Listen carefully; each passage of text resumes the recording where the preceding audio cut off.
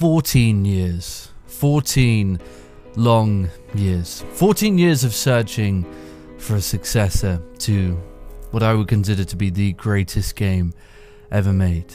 14 years of disappointment, of constant problems and issues, but finally it was said that this would be the one, that we would finally have a successor to my favorite game ever made. And how is it? It's fucking magnificent.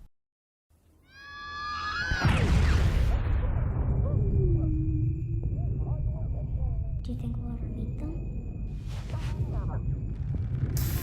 Halo Infinite is finally here after waiting so long. Oh my god, and it released in chunks, so in sections, so this is why I haven't made a video about it yet. This is going to be completely mishmashed and freeform. I haven't planned this. I'm just going to dive headfirst into it.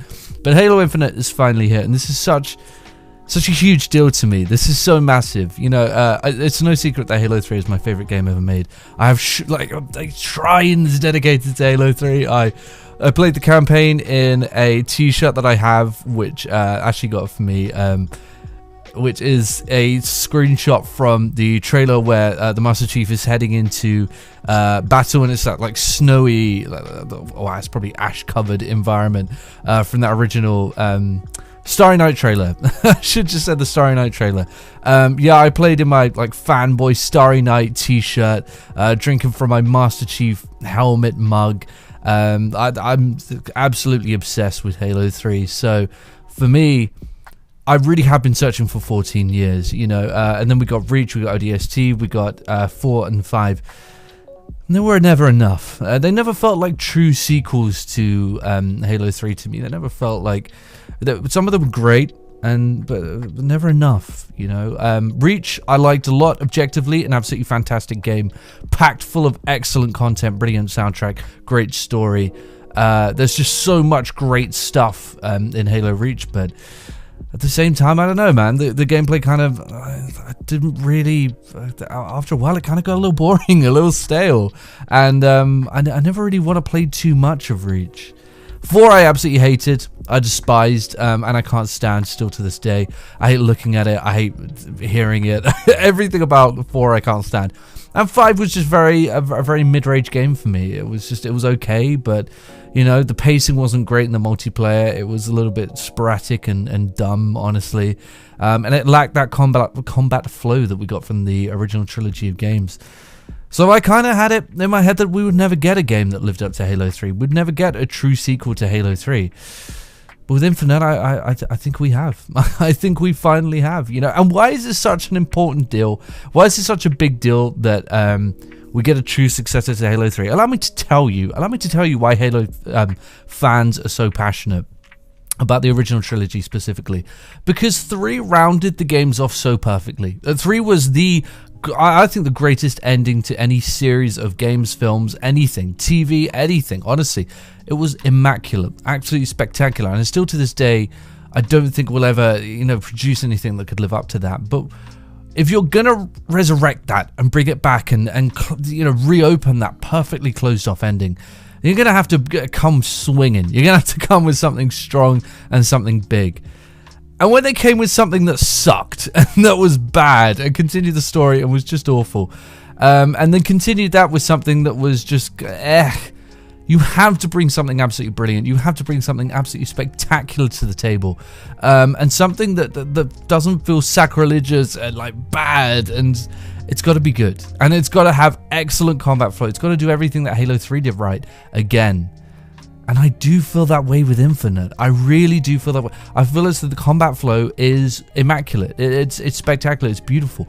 I feel that the art style will withstand, maybe not the test of time like Halo 3 did, but I think it is going to last a long time. I think that art style is really going to last for a while. I think it's a beautiful game, but it isn't too busy. And I think that's how you create a timeless art style and timeless graphics, and I think every element is there, and I'm so happy to say that. So where to begin? Where do we begin with this review? Let's kick things off with the campaign. Let's dive into the oh my god, oh, I love this campaign. Oh, okay, so for the first time since Halo 2, Infinite brings true, real, actual change to the campaign and a little bit of innovation. I would say innovation, but yeah, it's an open world, but they added it, they included it in the Halo franchise, so it is a step in a different direction. Now, to anyone who doesn't know, somehow the game opens with two linear missions. One is set in a banished facility, and one is set in a Forerunner facility. Now, the banished facility is very red and brutish. If you don't know who the banished are, there's a lot of great videos about it. I'd recommend Hidden Xperia, as I always do, because Hidden Xperia is the GOAT in the Halo world. Hidden Xperia and Mint Bliss are like the two GOATs of Halo. But honestly, the Banished, they split off from the Covenant because they didn't agree with the way that they were doing things, and they didn't want to bow to the religious fanatics of the Covenant and the Prophets. And they are much more like straight to the point action.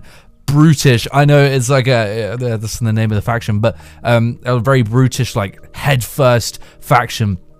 They're all about being strong and dominant, and that really shows with the architecture absolutely beautifully and perfectly, and actually kind of with the way that Master Chief acts with his like Doom rendition where he smacks the control panel, and he only does that in the brute facility, and I think that's really great. It's bathed in dark reds and blacks, and the combat flow is so brilliant. Now, I don't know when I'm going to talk about combat in this game and the gunplay, but it's tremendous. But with regards to the campaign, I'm going to try to talk less about the gunplay itself and more about how it's presented. So the great thing about Infinite, straight off the bat, is it's entirely different to 5 in the way that it sets up gunplay, and 4. With 4, it was a linear path shooting gallery style gameplay, but the enemies were quite far away, and you didn't feel as though you could reach them. And the gunplay, the level design was awful. Oh my god, I hate 4. The level design was absolutely awful, and actually, I don't know, hitting enemies just didn't feel satisfying. With 5, again, a very, very, very linear path, and even though they added those dumbass, like, different routes that you could smash through, really, every experience was the same. But with Infinite, it's entirely different. It's almost as if they targeted moving away from 4 or 5, and I actually feel as though they probably did. The spaces that you play in are huge, both vertically and horizontally. Like the whole space, the area of the space is huge. I love high ceiling environments in games, and I think that's one of the reasons I love the interior environments in this game. And the new graphics absolutely shine during this during these 2 interior missions, but it's the verticality, it's the space that you get to play, and it's absolutely fantastic. You're immediately given the grappling hook, which immediately opens up tons of different gameplay opportunities. Straight away, you're given so much more freedom to approach battles. There's an elite over there, and there's some Covenant over there. Now with 5 or 4, I'd head straight down the path and choose which one to take out first, but it's probably going to be the grunts and then the elites, so that I can thin the pack out. With Infinite, I might go over there, I might go somewhere else. I might go find a fusion coil. I might try to stealth my way, like jump behind. I might grapple behind them and, backsmack them. There's tons of ways to approach the different scenarios. Or I might go over there and see if there's a weapon crate. And if there's a weapon crate, maybe it's got, what is it? The the one that shoots like those projectile bolts that's kind of like the carbine, but a little bit weaker. Anyway, I might use that to shred off some shields. I might do something like that.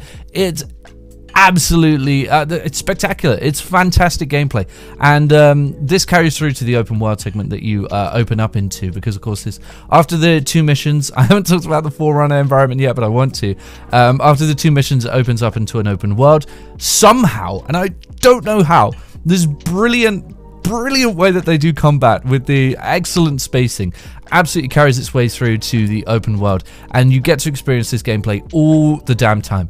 There's always a sense that you can approach a battle however you want. You can do it however you want. Do you want to slide in and take it quickly? Do you want to throw a fusion coil? Do you want to plan an attack? You can do that. You do it any way you want. And when the world opens up beyond that, do you want to bring some Marines in? And do you want to risk it and bring a Scorpion over, see if you can just blow the shit out of everything you see? If you can make it traverse through all the trees and stuff, give it a go, man. Why not? Or just barrel in with a Mongoose, or even a Gungoose, or as things move along, throw a Wasp into that.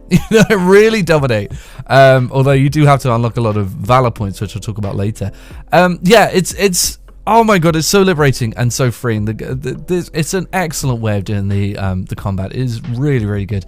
But moving on to the second mission, it's a Forerunner installation. This is where you go and collect the weapon. Now, I'm just gonna try not to spoil too many things, but you should know who the weapon is by now. She's someone voiced spectacularly by Jen Taylor. Jen Taylor, man. What a tremendous voice actor. Honestly, got to be the most underrated. I know a lot of people know Jen Taylor, but everyone talks about Nolan North and Troy Baker. I think Jen Taylor has the best voice in gaming. Absolutely fantastic. And she contorts her voice to... she plays 3 characters in this game. She plays the weapon, who is a more childlike version of Cortana. And... minor spoiler alert, Cortana and Halsey do show up, but I mean, I'm pretty sure some of that shit is in the trailers. I think it is. And she does an absolutely stand-up job, and so does Steve Downes as Master Chief. Brilliant, fantastic job of this more aging voice, and it really comes through in the character. The pilot, I don't really blame the voice actor. I think some of the writing is a little bit off on the pilot, but you know, it's still great. You know, it's still great. But yeah, moving on to the second mission. So you go to rescue the weapon. You are bathed in the most perfect Forerunner environment. Oh, this is where oh my god, this is where 343 absolutely flex their art team, or whatever team designed this world. Thank you so much. The Promethean stuff, every Promethean installation. When I say Promethean, I mean Forerunner. The Forerunner, every time I've said Promethean in this, I mean Forerunner. The Forerunner installations in this game, oh, they are so they are perfect. They're exactly what I wanted. Matter of fact, they're better than what I wanted. I had this idea of like rejuvenated Halo 3 style Forerunner installations, and this is that and then some. Somehow it just aches beauty. It's absolutely beautiful. It's beautiful by today's standards, and they managed to imbue a lot of that stuff from the original trilogy. There are some walls that are literally ripped out of Halo 3, and yet they work, and yet it still looks beautiful by today's standards. They still managed to slot it into the architecture and make it look fantastic by today's standards. I think this is the most impressive thing about the game, potentially. I'm trying to think of the other things. I think the gameplay is probably the most impressive thing, but the visuals in the Forerunner installations, second if not the most impressive thing that they did with this game. I was blown away. There were times when I genuinely you know, got chills. I'll admit it, I got chills walking through these Forerunner installations. They are perfect. They're absolutely beautiful. A little bit darker than they were in 1, 2 and 3. There's blacks where there were grays, and some of the coloring is a bit lighter. It's very blue, but it always was very blue, and it's just so beautiful. And some of the layouts as well, when you come into these Forerunner rooms, literally just straight out of Halo 1. And I love that. I love that they're so unapologetic. They were so unafraid to just completely give us what they gave us in Halo, well, what Bungie gave us in Halo 1, but new and again. And somehow I don't care. I don't care that I feel as though, you know, that bridge has been there before with the slope underneath and the bridge in the middle, and there's one bit either side, and you have to get to the door to the other side. I don't care that I've done that before, because it looks so achingly beautiful. And I want to be there. And I think it's such an intangible thing, and it's something that 343 have never managed to do before. And I even think that Bungie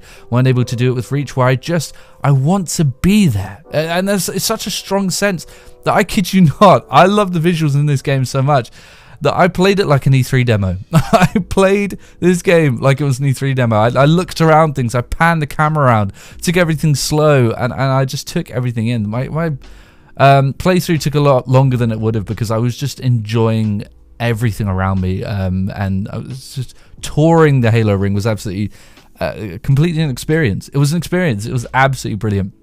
So then you rescue Cortana, and like I said, the world opens up, and you get, for the first time, an open world in a Halo game. And it's gorgeous. It's absolutely beautiful. Now, okay, I'm going to go through a couple of gripes that I do have. It would have been great to have some more biomes. I think that maybe 343 have addressed this. I don't want to go into too much detail, but I get the sense that they're going to give us some different biomes. But I'd like some snowy stuff, some desert stuff, you know, some more jungly, like denser forests would be quite cool. And also, I will say, I played this on the One X, and as beautiful as interiors are, and as beautiful as the world is artistically, there are a few occasions where texture-wise, it really wasn't, it didn't impress too much. Now, look, I'm not being negative, and I love being in the world, and I do think it's a beautiful game. It's an absolutely stunning game. But there were times when, like, for example, I went through this, what looked as though it was like a burned out forest, and the textures were incredibly flat. They were very flat. And it's something you don't really notice until you're closer and you're actually walking through it. But it on the One X, unfortunately, yeah, sometimes the textures weren't 100%. And going through the world quickly on something like Among Us, yeah, it does pop in a little bit, and there are some graphical errors here and there. However, that being said, with the exception of that, this game is fucking beautiful. It is absolutely gorgeous. The skybox is stunning, and both in day, night, dusk, twilight, every time of the day, and there is a day-night cycle. It's an absolutely beautiful game, and one that I do want to be away from. Again, I wanted to come back to the Halo ring. When I wasn't there, I wanted to be there again. And I think the most impressive thing about this world is the way that they kept it interesting. It's not just the way that it looks or the beautiful, absolutely stunning soundtrack, by the way. Incredible soundtrack. And yes, I have listened to it from start to finish, and it's an excellent soundtrack. But it's not just the visuals, it's not just the soundtrack, it's the way they keep it interesting. Everywhere you go, there is a new thing that just rears its head, that just pops up and impresses you.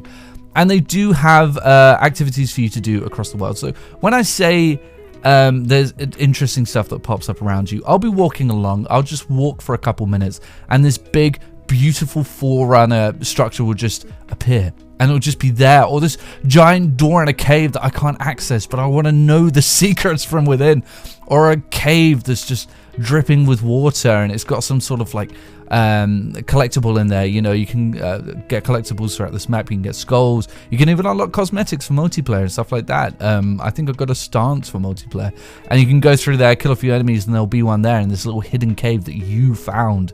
But it's the Forerunner structures, man. I saw one that was built into a cave, and it was just straight out of the Silent Cartographer. And it just put a huge smile on my face. And a lot of the, you know, you get like a beam tower, and you go, oh, look, there's the beam tower. That looks, you know, just like from Halo, Mission 2 from Halo. Oh, it's just right there. You know, and you can go to it too, and you can explore it. And it's just, it's a fantastic feeling that it's never a dull moment, you know, which is why I think that this game is really designed for the fans. And I heard a couple of reviews saying that there isn't enough to do in this map, and I think, I'm sorry, but if you think that, you're probably not much of a Halo fan, because as a huge Halo nerd, you are going to get so much out of just bumping into structures and be like, oh, oh my god, it looks so great. They completely did that justice.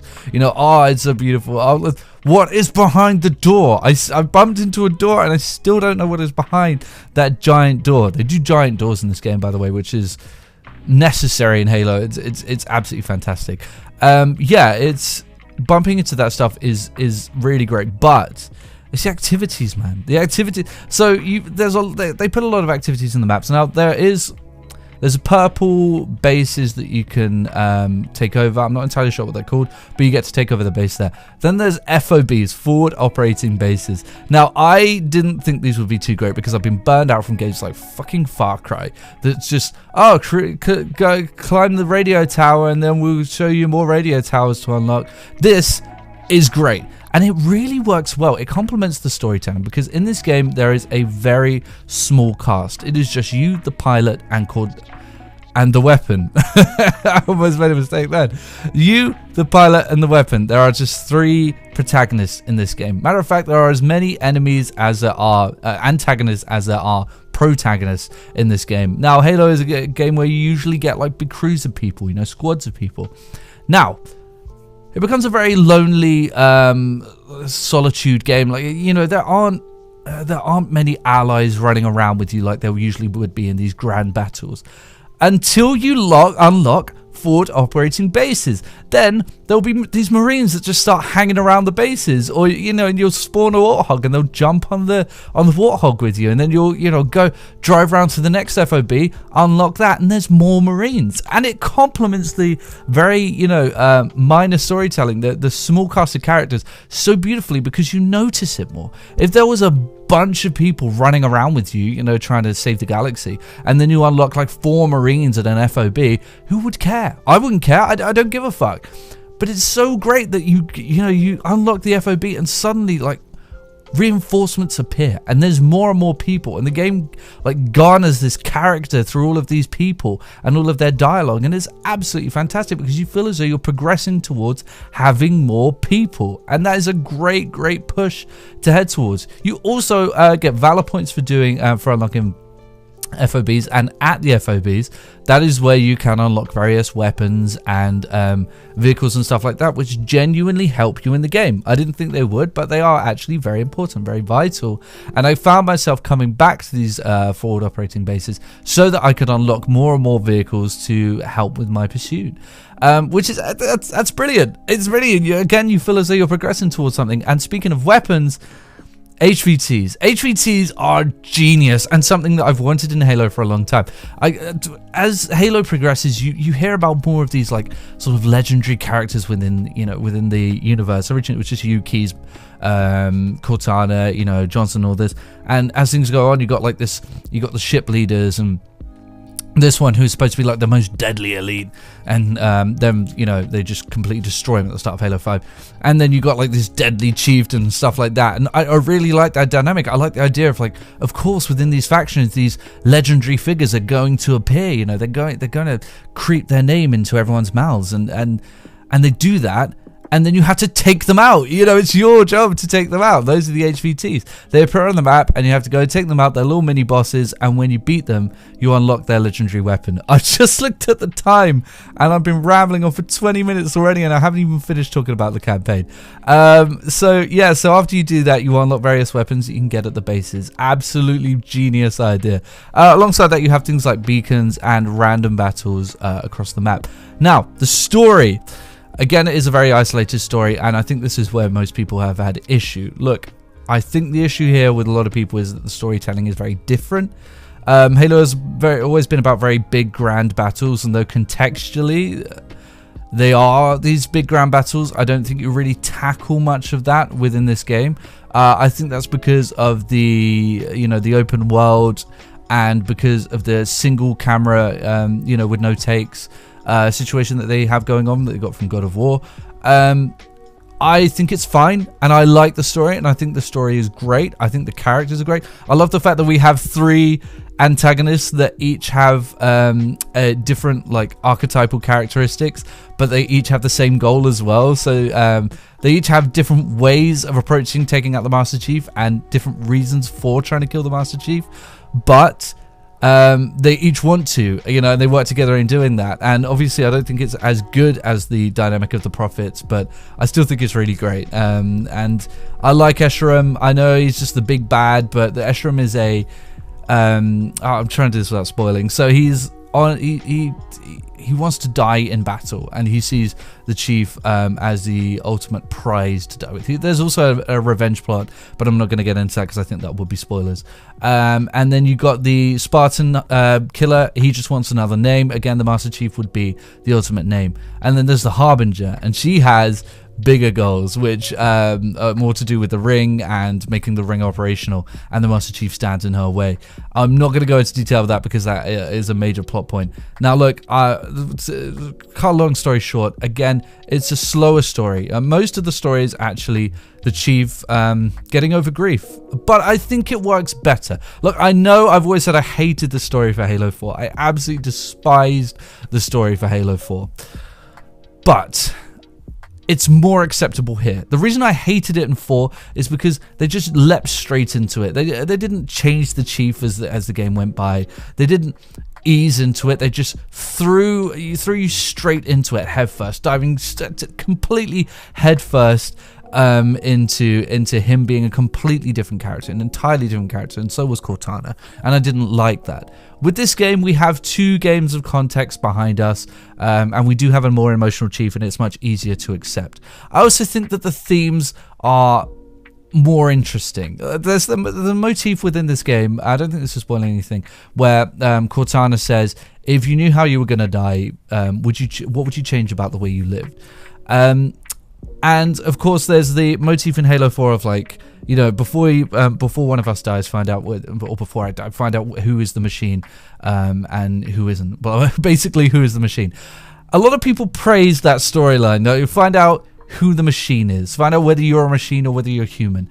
Now, no, it wasn't a good motif, and it wasn't interesting storytelling, and the reason for that is because it doesn't apply to the person I've been playing as for 3 games. I played as a vessel for 3 games, and now you're asking me whether the character on screen, who suddenly isn't really me, is a machine. This is a new character to me. This is a different character. You've essentially given me a new Master Chief and then asked me a question that's supposed to track back through those 3 games. But you're not asking me a character that applies, you're not asking me a question that applies to the character that I played through those 3 games. Therefore, it's actually very poor storytelling. It doesn't take into consideration why the question matters. I think a lot of people who think that the storytelling in Halo 4 is good don't understand the difference between storytelling that thinks it's good and storytelling that is good. There is a difference. Not all storytelling that's dramatic and asks a bunch of questions is good. Sometimes it just asks the wrong questions and for no reason, and that was definitely the case with Halo 4. Terrible writing. Whereas with 5, I do think it's more interesting. The Chief has gone through all of these wars, and so have you, and to ask the question is perfectly reasonable. I think it's an interesting question. What would he change? Does he regret anything that he went through? Sorry, it sounded as though it choked me up. I've just got a bit of a sore throat. Well, is there anything that he regrets? And they apply that motif in an interesting way towards the end of the game, but I'm not going to ruin that once again. But yeah, though I do think the storytelling once again is quite emotional, I like it, and I do like the story overall. However, that being said, I don't ever want them to approach storytelling like this again, because it was good for one game, but honestly, without spoiling too much, this is more of an introduction than a be-all and end-all game, which I think they kind of set it out to be a very big moment in the Halo series. It feels more like a prologue to what will inevitably be, I think, DLC. It's a great story, but it doesn't, I wouldn't say that too much overall. Like, there's not much that I could grab on and go, oh my god, that happened. It does feel like a very good prologue to characters that I am going to care about, and I do like bigger battles. I will say I just do prefer when all the squaddies are in and there's, you know, funny banter and stuff like that. You got the Johnson character and stuff, really great. So I do want to see larger, grander stories as this game goes on. Anyway, I need to wrap it up. I could keep talking about the campaign. I didn't even really cover things like the soundtrack and stuff like that. There will be more to say. Okay, so the multiplayer. Man, this review is long. The multiplayer. I'm wondering whether I should cover some things that other people are talking about. Okay, so I've already talked about how excellent the combat flow is, and it is. The combat flow in this game is perfect. The way the gun feels in your hand is tremendous. The flow, the buttery smoothness, the way you can switch and flip between things. I've been watching the HCS Halo Championship series, and some of the stuff they can pull off, they could only pull off in a game that's built so brilliantly. The maps are fantastic. The art style, once again, is absolutely tremendous. However, of course, there are 2 issues with this game. I want to make an entirely separate video about the progression system. However, that being said, the fact that this game doesn't have a progression system is a huge issue. It is a massive problem, and they could have solved so many issues prior to that by having a ranking system. People wouldn't be as mad about the battle pass taking so long to get through if you had an XP progression system. People wouldn't be so mad about monetization if you had an XP progression system and they felt as though they were working towards something rather than having to buy their way towards something. It's a no-brainer. It's a complete no-brainer. And the fact that they've had XP progression systems, they had it in 4, they had it in 5, and they realized that it should have been an MCC in 2019, so they added it, realizing that every game should have an XP progression system, and then took it out in fucking Infinite. I can't figure that out. And don't tell me they didn't have enough time to develop it. They had 6 fucking years to make this game. I can't get over the fact that this game doesn't have a progression system. Also, there is a definite lack of content. Literally, the day of me recording this is the day after they added a bunch of playlists. It didn't bug me that much that there weren't enough playlists. I mean, there wasn't, but it really only affected the challenges for me. Like, it bugged me that, you know, it would ask or get a certain number of kills with a certain weapon. Fiesta has solved that issue, and I think that's really great. But they have added a bunch of playlists, and it feels a lot more meaty now. However, there are 7 4v4 maps. 6 years of development. And again, I want to get into this a little more in a separate video. But after 6 years, there's 7 maps. That's unbelievable. That is unbelievable. That's averaging. If there was one less map, that would be averaging on 1 map a year. One tiny 4v4 map a year. That is unbelievable. It also comes packaged with 3 big team battle maps. Excellent big team battle maps. Oh my god. This might be, if you add more maps to big team battle, add some different biomes, because unfortunately at the moment, like the campaign, it suffers from every environment kind of looks the same. But if you add some deserty maps, some snow maps, this could be the best big team battle we have ever had in Halo. It is beautifully made, and the fantastic gameplay that applies to the 4v4 is even better in big team battle, because you can like throw fusion coils at the vehicles. There's a lot more space to play in, and it is unbelievably good. Big team battle is, I think, the absolutely shining moment in this multiplayer. I think big team battle is better than 4v4 this time around, and is absolutely excellent. I have a better time playing big team battle than I do 4v4, and I am addicted to 4v4, so I think that should say a lot. But both offerings are absolutely fantastic. This time around, I was blown away by Big Team Battle. Absolutely blown away by it. Yeah, there are issues with the customization. Yeah, there are issues with the monetization. I don't think challenge swaps should be monetized, and I think Sketch with his stupid bullshit excuses, like, oh yeah, you say what you want, you know, tinfoil hatting about challenge swaps and, you know, us perpetuating you buying them. Look, if you didn't, you know, do it so that we bought more challenge swaps, then why do you charge for them? You know, why are challenges, like the Sketch, who is one of the people who made the game, said that the challenges suck. You made the game. You're the one writing these challenges, or in charge of the people writing these challenges. Change it. The challenges should not be the way they are. They're frustrating. Although I really don't think any of this should be based on challenges. I think we should have 2 XP progression systems, one for the battle pass and one for the main progression. But in time, hopefully they add a regular XP progression bar that is absolutely required, and hopefully they pad out the game with a lot more maps. Fortunately, there's a lack of maps, but I kind of don't give a shit, because the gameplay is so great. I could be playing in a dustbin, you know, who gives a fuck? It is absolutely tremendous, and I love this game. I love this game. I really do. I love Halo Infinite. It's flawed, but it's absolutely tremendous, and it's so ironic that it plays so much like CE, and it looks so much like CE. And I would say, by the way, playing through the campaign, it feels like a combination of Silent Cartographer, Delta Halo, Mission 2 from Halo 1, Delta Halo, and The Covenant, which are some of my favorite missions in Halo. Literally, 3 of those missions are my favorite missions from each game. So that's absolutely fantastic. But it feels so much like CE. Of all games ever made, it really feels as though this is 343 saying, this is what Bungie wanted to make. You know, without the technical limitations, it feels as though this is actually what was in the brains of Joseph Statham, and I love that. I think it's absolutely fantastic. But it's ironic that it feels so much like CE and looks so much like CE, because I feel the same way about it as I feel about CE. Like, everyone praises CE and calls it a perfect game. It's not. To me, CE will always be the flawed masterpiece of the series. It's such a tremendous, phenomenal video game with excellent atmosphere, brilliant storytelling, and for its time, fantastic gameplay. And yet, there's nothing more frustrating than being knocked out by a rogue ghost that you can't hijack and came speeding 1,000,000 miles an hour out of nowhere because there was no way of knowing that it was going to approach you. Or, you know, trying to use a Scorpion and blowing yourself up because you used a bullet too close to yourself. It's so flawed, and yet it's so brilliant. And that's exactly how I feel about Halo Infinite. It has its issues, But my God, it's beautiful. It's brilliant, and it feels like Halo. And I think that's the best thing about it. Is I think personally, Halo Infinite has earned its place amongst the best Halos. I think this really is the true successor to Halo 3.